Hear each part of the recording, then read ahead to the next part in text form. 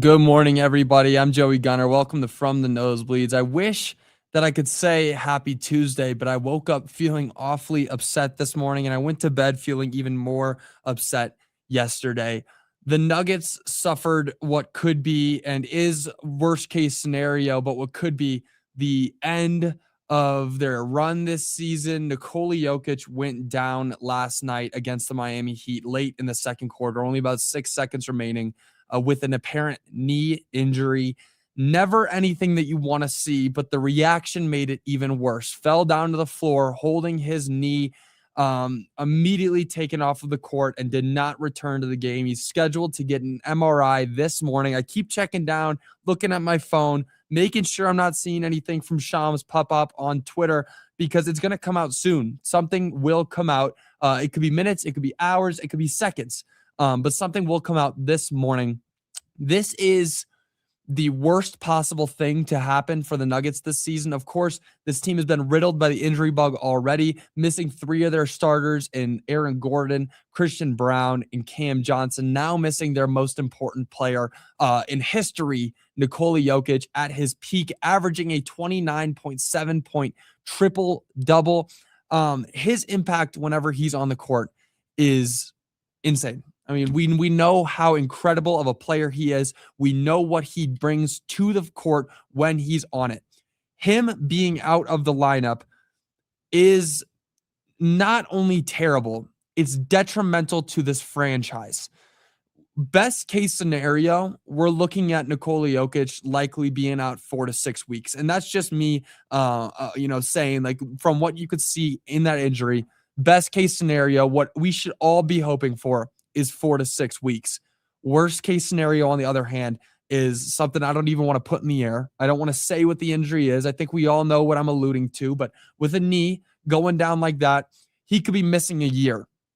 And not only just missing, we talk about missing a year, that's fine. If Nikola Jokic were to have missed a year when Jamal Murray went down with his ACL, we knew we weren't going to be able to have a parade that year because Jamal was important to that team. Without him, you were without a huge scoring boost at that second option. With Nikola Jokic, you're without a scoring boost, a rebound boost, and that playmaking boost. Your MVP, 3-time MVP, is out. Worst case scenario, he's out for a year, and we're looking at an entirely different team maybe next season. I mean, I'm not a front office member. I don't know what they're saying in those conversations, but I wouldn't be surprised if they're talking about Nikola Jokic is down. Do we kind of implode this team? Do we create something new? Do we make something brand new? It's not unlikely. It's not something that I want to see, of course, but with the severity of what could be this injury, with how severe we could be watching this injury and how it all unfolds, it could be an entirely new team next season. So let's ground ourselves back to this season. Nikola Jokic, best case scenario, 4 to 6 weeks. No more MVP. He's not winning the MVP this season. He can't if he's out 4 to 6 weeks. You have to play a certain amount of games. I forget the number off the top of my head. I believe it's like 65 or something. You have to play, let's just say 65 games. It's around that number. Nikola Jokic won't be eligible for that if he's missing 4 to 6 weeks. So the MVP is out the window. Likely not an all-star because if he is injured for this long, it will be around all-star break that he ends up returning. He probably won't go play in that. So no MVP, no all-star. You're watching the team fall from 22-10 right up at the top, matching the Spurs and even the OKC Thunder right there with them. They could fall to a lower seed. We're talking about a play-in team.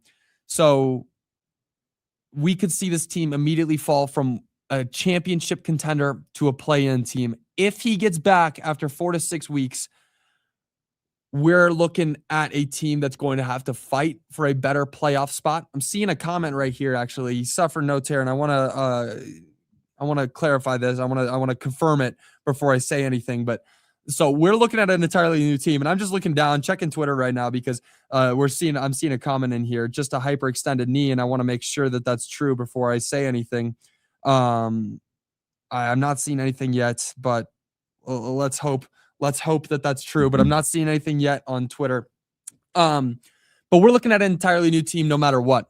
If it's just a hyperextended knee, like at Jagged 8FI is saying, again, best case scenario, 4 to 6 weeks, play-in team, no MVP, no all-star. That's fine. I doubt Nikola Jokic is caring about accolades with the amount that he already has, cares about getting back on the field or court and winning some games. He said, watch, one of the comments is saying, watch ESPN, pal. Hey, I'm talking to you. Can't watch ESPN right now. Sorry. But worst case scenario, Nikola Jokic, and I get that this guy's saying it's not anything big. He's out with a severe tear, out for an entire season. We are looking at possibly a rebuild of the Denver Nuggets. And I mean, who's gone then? What are the pieces that move? Is it people like Jamal Murray?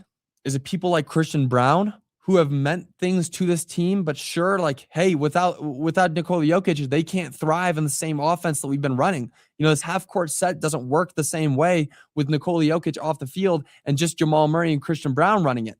You know, we're looking at Valanciunas, who can play the offense and defensive side of the ball very, very well, but nowhere near the level that Nikola Jokic does. He's a good gap. He's a good filler for when Nikola Jokic is out, but he's nowhere near that talent. You know, this team drops from being one of the best teams in the league to one of the worst teams. And that's not a hyperbole. That's a fact. With Nikola Jokic player efficiency rating and box plus minus, when Nikola Jokic is on the court, the Nuggets are one of the best teams of all time. When he is off the court, they immediately drop to one of the worst teams of all time. Again, not a hyperbole, literally what his box plus minus turns this team into. He's got an insanely good box plus minus score when he's on the court, and the team falls off when he's off the court. And this is not a new issue. You know, we have these new bench players in Bruce Brown and Jonas Valanciunas. Those guys are great. Tim Hardaway can light the floor up, but the backups, the bench has never been the most successful part of this Nuggets team. It never has and probably never will. Obviously it won't, because the bench usually isn't ever the best part of a team. If it was, they were starters.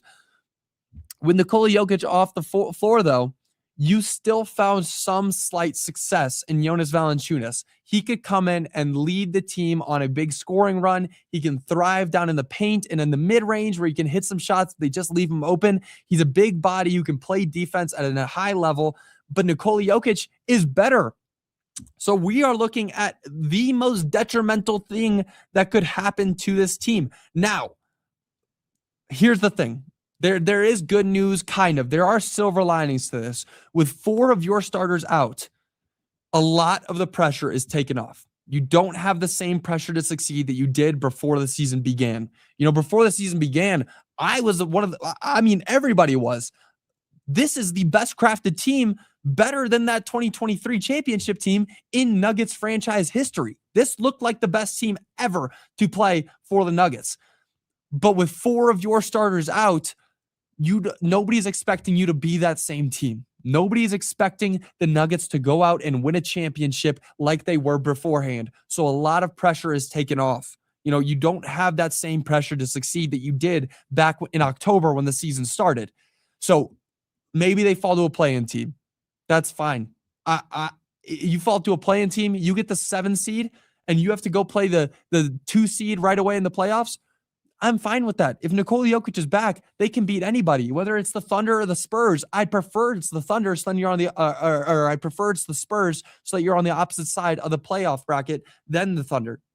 But there's no pressure to succeed as much. You know, that's the silver lining I've got here is this doesn't have to be a championship team anymore. It just doesn't have to be. You don't have to be worried about every single loss like you were before, because now you know there's a major reason. There's 4 major reasons, but one of them more glaring. But the injury bug has struck this team like no other. You know, I can't remember a team that I've seen lose 4 of their starters and their MVP all in the same season. The closest I can think to maybe is the Boston Celtics. They had a couple of injuries, but really the main one was Jason Tatum.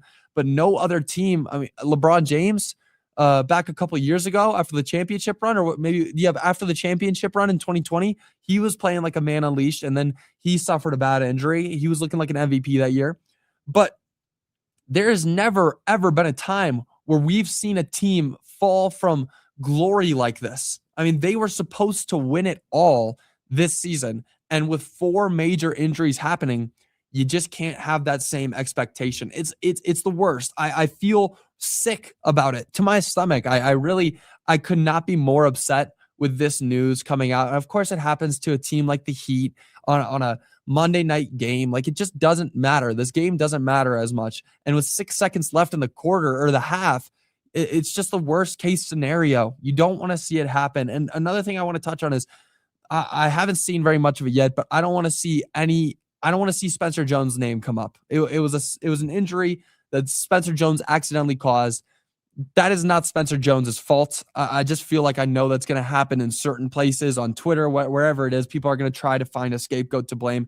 Don't blame anybody. It was an unfortunate injury and just one that you can't see coming. I do want to read some of your comments while we're going through this. I can't put them up, but KCM says, Vic says that it should just be a bone bruise, but hasn't gotten an update past that. Hopefully it's just a bone bruise. I would feel so much better if it's just a bone bruise and we're seeing him out 2 to 4 weeks. That would be best case scenario. Martin Mile High 303, prayers up for the Joker. Gutter Rat 4593, I hope it's not too bad without Joker. The game is not as fun to watch. Coming from a Lakers fan, prayers for fast healing. That's the best thing I've ever seen come out of a Lakers fan's mouth or on his keyboards. Love that. Love the respect happening between these two teams. Jokic is just one of those players that you can watch, and I don't understand how people could say it's boring basketball. He's one of the most electrifying players to watch. And of course, this happens after 2 of his best 2-game stretch, arguably, of his career, putting up a 56-point, 16 rebound, 15 assist triple-double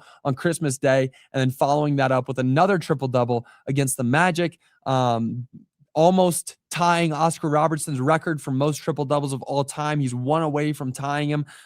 Could not be a more unfortunate time for him to go down. I want to see some more of your comments. If any of you guys have any theories or anything that's happening, any ideas about what the Nuggets are going to do or how they're going to look in the future. Hopefully this is really just a small thing. And I keep trying to say that to convince myself that it is just a small thing. But these are, of course, the moments that you can't expect in the NBA. They're the moments that you can't ever hope for as an opposing member. I saw none of that yesterday happening. Heat fans were all saying prayers up for Nikola Jokic because when you lose a player as good as Nikola Jokic, it can not only derail a season, it can derail a franchise. I was hoping some news would come out while we were on the show. Of course, Jagged8 IFY said just dropped. I want to go check it afterwards. Make sure you guys are checking it too. Something may have just dropped, but I haven't seen anything come out yet.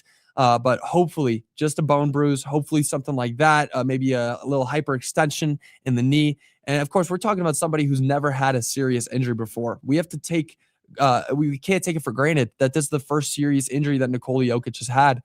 I mean, I can't remember a time where he's been out and people have been questioning it as much as it's been questioned in the past 24 hours. You know, we're looking at something that isn't heard of in the Nuggets locker room. Nikola Jokic being out there, leader being out for hopefully not too long, but an extended period of time. Really unforeseen circumstances and something you can't ever plan for. The Nuggets in a real bad position right now. Luckily, it's just coming here in December, so he can maybe be back, you know, mid-February, late February, hopefully sometime before that deep playoff push runs or playoff push begins.